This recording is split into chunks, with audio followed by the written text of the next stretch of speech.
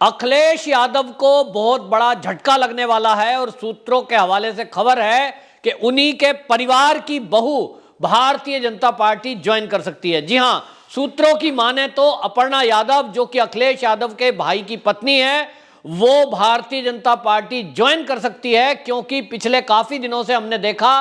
कि अपर्णा यादव मुखर होकर के मोदी जी की और योगी जी की तारीफ कर रही थी। उस समय माना जा रहा था कि ये जो तारीफ है, ये कार्य की तारीफ करने में एक बड़प्पन है कि भाई पार्टी बेशक अलग अलग हैं, लेकिन कोई काम अच्छा है तो उसको सराहा जा रहा है। और योगी जी से एक भेंट भी हुई थी अपर्णा यादव की, उसको भी ये कहा दिया कि भाई शायद भाजपा से निकटता बढ़ रही है। इसमें आपको बताएं 2017 में अपर्णा यादव को समाजवादी पार्टी ने कैंट एरिया से अपना टिकट देकर उतारा था और उस समय उनकी हार हुई थी। तब पत्रकारों ने उनसे पूछा तो ये पत्रकार की तरफ से कहा गया था कि क्या आपको आपके परिवार ने बलि का बकरा बनाया है, क्योंकि जिस सीट से उतारा गया है वो सीट आपके लिए पहली बार है, जबकि वहां कांग्रेस और बीजेपी का गढ़ माना जाता है। इस पर उस समय अपर्णा यादव ने कुछ नहीं कहा था और ये सब कहकर कह दिया कि ये पिता का मेरे निर्णय था, यानी अखिलेश यादव के जो पिता यानी मुलायम सिंह यादव का निर्णय था। और उन्होंने कहा था कि तुम्हें कुछ करके दिखाना है, साबित करके दिखाना है कि तुम राजनीति के योग्य हो। उस समय मैं केवल उनकी आज्ञा पालन करके आई थी और मैं इसलिए इस पर कोई टिप्पणी नहीं करूंगी, लेकिन अंदर अंदर जो एक दुख है, एक कसक है, वो दिखाई दे रहा था, जिसको भारतीय जनता पार्टी ने भांपा है कि अगर कोई पार्टी में इस तरह से आता है व्यक्ति, तो ये समाजवादी पार्टी के निजी रूप से परिवार के लिए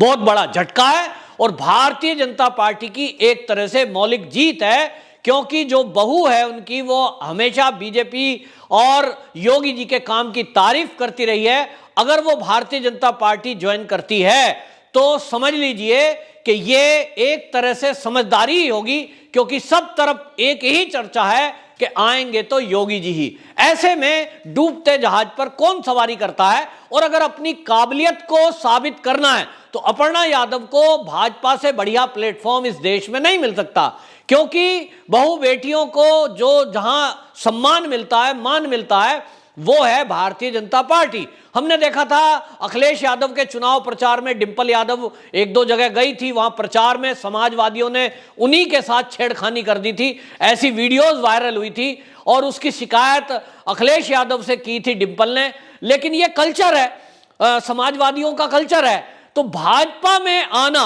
एक तरह से, एक तो अपने आप को प्रूव करने के लिए बढ़िया प्लेटफॉर्म पाना, और दूसरी तरफ ये जो समाजवादी के लिए झटका है। लेकिन आपको बताएं, ये कोई नई बात नहीं है, राजनीति में ऐसा चलता रहता है। माधवराव सिंधिया, ये जो सिंधिया परिवार है, इसमें भी ऐसा रहा है कि बुआ किधर है, भतीजा किधर है, फिर वो आज भाजपा में है, और एक ही परिवार के एक मेंबर बीजेपी में है, कोई कांग्रेस में है। ये राजनीति में चलता रहता है, निजी राय है। लेकिन समाजवादी पार्टी के लिए, स्पेशली अखिलेश यादव के लिए, ये बहुत बड़ा झटका होगा अगर अपर्णा यादव बीजेपी में आती है। सूत्रों की माने तो ये तैयारी चल रही है, लोगों की बातचीत चल रही है, और ऐसे बड़े बड़े कई लीडर बीजेपी ज्वाइन करेंगे, लेकिन उनको अमित शाह खुद ज्वाइनिंग कराएंगे। और अमित शाह जी का टाइम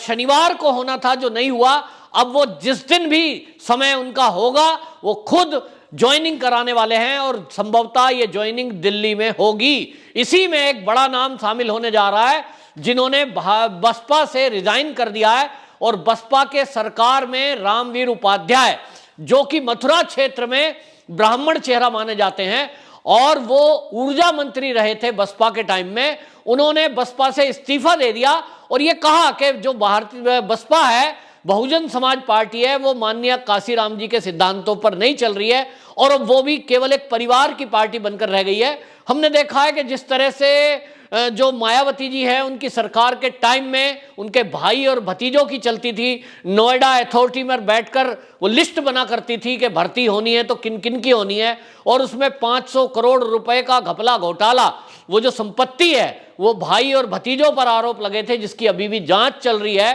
तो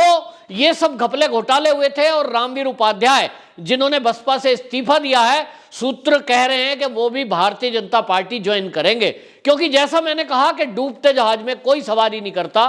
और जब तक रामवीर उपाध्याय की जहां तक बात है, वो एक मजे हुए खिलाड़ी हैं, एक बड़ा ब्राह्मण चेहरा, मथुरा क्षेत्र से, ब्रज क्षेत्र से आते हैं,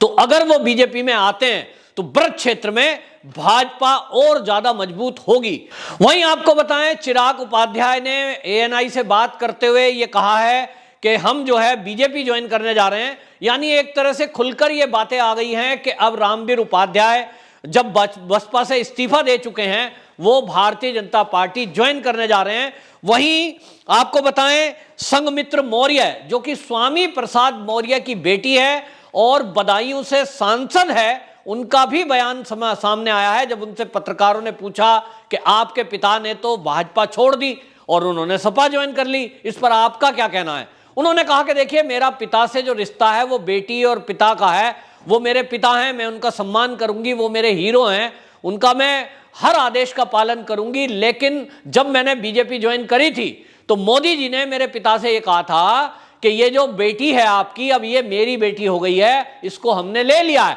और इसलिए मैं मोदी जी को भी पिता तुल्य मानती हूं, और इसलिए मेरे लिए दोनों बराबर हैं। मोदी जी का कहना मानना है, मुझे मोदी जी का साथ भी देना है। मेरे पिता की मर्जी थी कि वो कहां गए, उस पर मुझे कुछ नहीं कहना, लेकिन मैं भारतीय जनता पार्टी के साथ हूं पूरी तरह से। और उन्होंने कहा कि उत्तर प्रदेश में भारतीय जनता पार्टी की ही सरकार बनेगी। ये स्वामी प्रसाद मौर्य के लिए व्यक्तिगत रूप से बहुत बड़ा झटका है कि उनकी बेटी ये कह रही है कि सरकार तो भाजपा की ही बनेगी। इसमें आपको बता दूं, स्वामी प्रसाद मौर्य जो कि संघमित्र मौर्य के पिता हैं, उन्होंने तो ये प्रण लिया था समाजवादी के मंच पर कि मैं समाजवादी ज्वाइन कर रहा हूं और ये सांप है और ये सांप को मैं खत्म करके दम लूंगा, मैं वो नेवला हूं। अपने को नेवला बताया था और बीजेपी को सांप बताया था। तब किसी की हिम्मत नहीं हुई पूछने की, लेकिन मैं आज इस वीडियो के माध्यम से स्वामी प्रसाद मौर्य से पूछ रहा हूं कि जब उन्होंने भाजपा को समाप्त करने की अगर कसम खाई है, वो बीजेपी को सांप बता रहे हैं और अपने को नेवला, तो क्या वो अपनी बेटी को भी समाप्त करेंगे?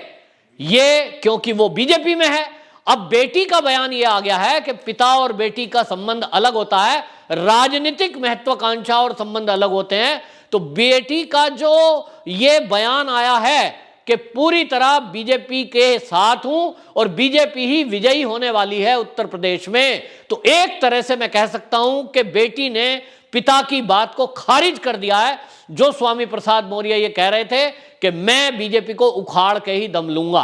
तो एक रोचक मामला है। और ये रोचक इसलिए है क्योंकि आप देखिए, जिसका स्वार्थ नहीं है, निस्वार्थ भावना से देशभक्ति करना चाहता है, देश की सेवा करना चाहता है, लोगों की सेवा करना चाहता है, वो तो बीजेपी में आकर अपना स्वार्थ पीछे रखते हुए जनता की सेवा कर रहा है। लोगों को फ्री मकान मिल रहे हैं, फ्री वैक्सीन मिल रही है, फ्री राशन मिल रहा है, शौचालय मिल रहा है, सम्मान निधि मिल रही है, गैस चूल्हे मिल रहे हैं और बिना रिश्वत के नौकरी लग रही है। तो जो गंगा है पवित्र भाजपा, इसमें यदि कोई अपने आप को धारा के साथ ले चलेगा, वो निश्चित रूप से बेड़ा पार होगा उसका और एक अच्छी लंबी पारी वो राजनीति में खेल सकेगा। लेकिन जो विपरीत चलने की कोशिश करेगा इस धारा के भ्रष्टाचार वाली पार्टी, गुंडागर्दी वाली पार्टी, ऐसे लोगों के साथ खड़ा होगा, तो स्वामी प्रसाद मौर्य को भी 2 बार सोचना चाहिए था। उनकी बेटी को इतना मान सम्मान मिला है, वो सांसद है, आपको मंत्रालय मिला है, आप किस तरह की बातें कर रहे हैं? जिस पार्टी में आप 5 साल रहे उसी को आप खत्म करने की प्रण ले रहे हो और अपने आप को आप न्योला बताकर उसको सांप बता रहे हो। इस तरह की बातें, मतलब जिस थाली में खाया उसी में छेद करोगे, जिस पेड़ पर आप बैठे हो उसी की जड़ों को काटोगे। हालांकि ये असंभव है, क्योंकि बीजेपी वो संगठन है, बीजेपी वो राजनीतिक दल है जो इस समय उसकी जो मेंबरशिप है वो पूरी दुनिया में नंबर 1 पे है। उससे बड़ा संगठन नहीं है। और आगे आने वाले समय में आप देखेंगे कि पूरे दुनिया में आप देखेंगे इसका वर्चस्व होगा। जिस तरह से कार्यशैली चल रही है मोदी जी की, विश्व गुरु बनने की तरफ जो भारत चल रहा है मोदी जी के नेतृत्व में, यह भारतीय जनता पार्टी की विचारधारा है और इसके पीछे संघ है। तो मौर्य जी अगर संघ और बीजेपी को खत्म करने का सपना देख रहे हैं, वो तो खैर सपना ही रहेगा, क्योंकि जिन्होंने भी संघ और बीजेपी को खत्म करने के सपने देखे हैं वो खुद खत्म हो गए, क्योंकि ये दैवीय शक्ति से प्राप्त संगठन है, चाहे वो संघ हो चाहे वो बीजेपी हो, क्योंकि इस देश का भी अपना एक आत्मा है, भारत माता की अपनी एक आत्मा है, और भारत माता जो जिस तरफ चल रही है वो उच्च शिखर पर चलने की तरफ है और हिंदू राष्ट्र की तरफ ये देश चल रहा है। ऐसे में जो इस तरह के लोग बयानबाजी करके और पार्टी छोड़कर चुनाव के एंड टाइम पर जा रहे हैं, उनको जनता अच्छी तरह देख रही है कि ये वो स्वार्थी लोग हैं जिनको अपने कहे अनुसार कुछ पोस्ट नहीं मिली, कुछ सीटें नहीं मिली, तो ये पार्टी छोड़कर एंड टाइम पर गए जब इनकी सबसे ज्यादा पार्टी को जरूरत थी, क्योंकि 5 साल आपने जो मलाई मारी उसकी जरूरत अब थी। लेकिन जिस तरह से स्वामी प्रसाद मौर्य की बेटी का बयान आया है और उसने पार्टी नहीं छोड़ी है, आज भी वो सांसद है। इसी तरह आप देखेंगे अपर्णा यादव के बारे में भी ये खबरें आ रही हैं कि वो पार्टी लाइन से थोड़ा अलग चलकर चलने वाली महिला है और उसने अपने आप को प्रूव करने की कोशिश भी की। लेकिन ये बात अलग है कि समाजवादी पार्टी में ही, परिवार के अंदर ही उनको अपमानित करने के लिए लखनऊ के कैंट एरिया से वो दे दिया गया था टिकट के भाई चलो ठीक है, ये नामचार को टिकट भी दे दो और इसको फ्लॉप करा दो। अब ये हो सकता है परिवार की आपस की बात है, लेकिन अब ये माना जा रहा है कि भारतीय जनता पार्टी में यदि अपर्णा ज्वाइन करती है, निश्चित रूप से मनमर्जी की सीट भी पाएंगी, मान भी मिलेगा, सम्मान भी मिलेगा। और ये बड़े लीडर, मेरे पास जो खबर है अभी अंदर की खबर आ रही है सूत्रों के हवाले से कि अभी और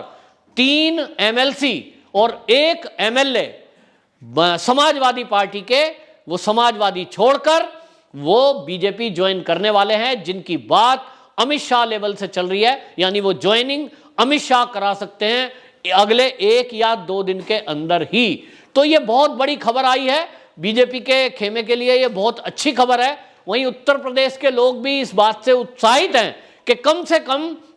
जो अन्य पार्टियों में कोई किसी लेवल के नेता थे, जैसे हमने पिछले दिनों देखा कांग्रेस छोड़कर एक बहुत बड़ा चेहरा कांग्रेस का जतिन प्रसाद शर्मा, वो आए थे पार्टी में और उनका भी पार्टी उपयोग करेगी इस चुनाव में। अभी जो ये समाजवादी पार्टी और बसपा ने एक नैरेटिव सेट करने की कोशिश की थी कि भारतीय जनता पार्टी ब्राह्मण विरोधी है, इन पर लगाम लगेगी जतिन प्रसाद शर्मा और रामवीर उपाध्याय के भाजपा ज्वाइन करने के बाद। रामवीर उपाध्याय एक इतने पुराने लीडर हैं और ब्राह्मणों में उनकी अच्छी खासी पैठ है, पूरे यूपी में उनका मान और सम्मान है। ऐसे में भाजपा ज्वाइन करने के साथ ही आप देखेंगे कि भारतीय जनता पार्टी निश्चित रूप से 300+ सीट लाकर विजयी होगी उत्तर प्रदेश में। और जो नारा अभी तक चल रहा है जनता का, आएंगे तो योगी जी ही, वो सिद्ध होकर रहेगा। वंदे मातरम।